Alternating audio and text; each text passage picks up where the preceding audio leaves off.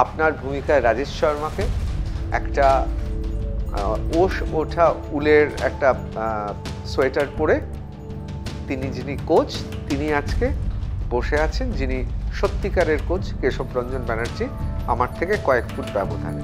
রাজেশ শর্মাকে আপনার ভূমিকায় আপনার কেমন লেগেছে? যদি আপনি আমাকে নাম্বার দিতে বলেন 10-এ কত, 10-এ 10 জন। সোয়েটারটা ছিল আমার, যে স্কুটারটা নিয়ে রোল করেছে সেটাও আমার। স্কুটারটা তো নিয়ে যেতে পারিনি, ওটা সম্ভব না, ওটা রেখে দিয়ে গেছে, সোয়েটারটা নিয়ে গেছে। তাহলে কি সুশান্ত সিংও আপনার কাছে প্র্যাকটিস করেছে? হ্যাঁ, আমাদের স্কুলের টিম তখন খেলতো, আসতো, গাড়ি নিয়ে আসতো।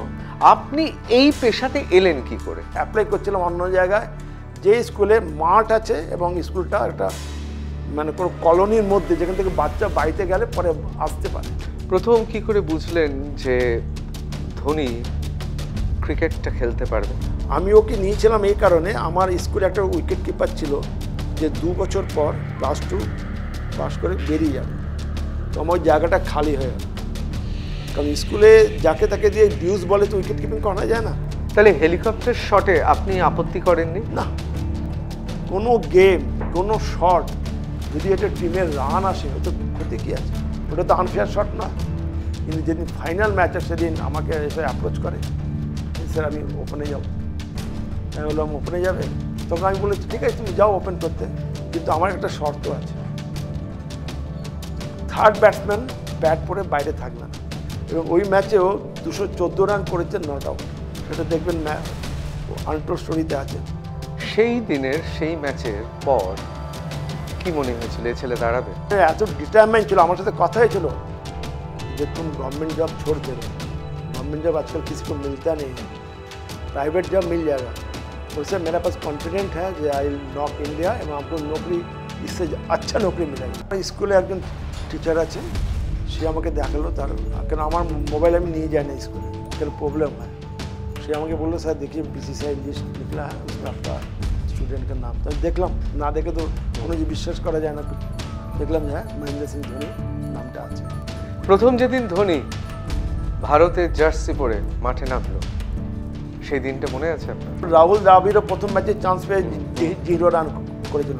যারা যারা ভালো ব্যাটসম্যান হয় প্রথম বলে তারা আউট হয়, কারণ ওটা সাইকো প্রেশার। ইন্ডিয়া খেলা আর ডিস্ট্রিক্ট খেলা দুটোর মধ্যে অনেক তফাৎ। যখন ছেলে ইন্ডিয়া টিমের ক্যাপ্টেন হয়ে গেল, তখন বাবা আপনাকে কিছু বলতে? যারা খেলাধুলা করে তারা বেসিক্যালি ইন্টেলিজেন্ট আছে। কত পেয়েছিল সেবার পরীক্ষায়? 68% 68% পেয়েছিলেন ধোনি।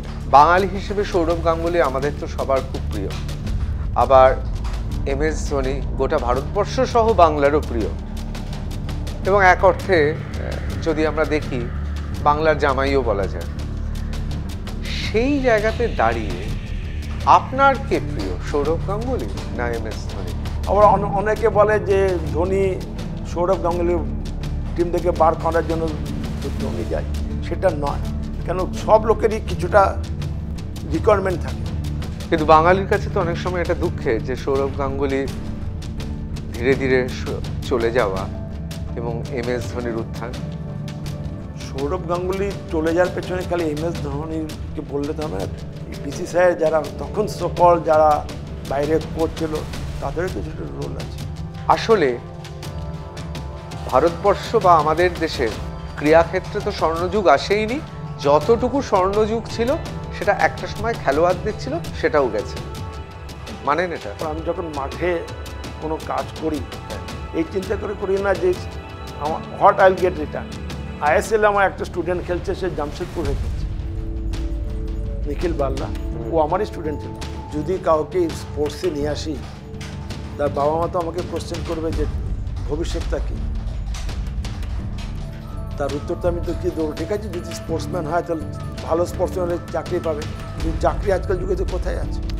এটা বোধহয় দলাদলি। এটা দলাদলি। ভারতীয় ক্রিকেটকে ধোনির এখনো কিছু দেওয়ার আছে? ওকে কীভাবে ইউটিলাইজ করবে সেটা ও জানে। BCCI যদি ভাবে যে ওর উইকেট কিপিং স্কিল নিয়ে ইন্ডিয়ার টিমকে হেল্প করবে, করতে পারে, ইউটিলাইজ করতে পারে, সেটা BCCI-কে ওর সাথে কথা বলতে। দেখুন দ্য নিউজ রুম প্লাস 8ই ফেব্রুয়ারি শনিবার সন্ধ্যে 6টায়।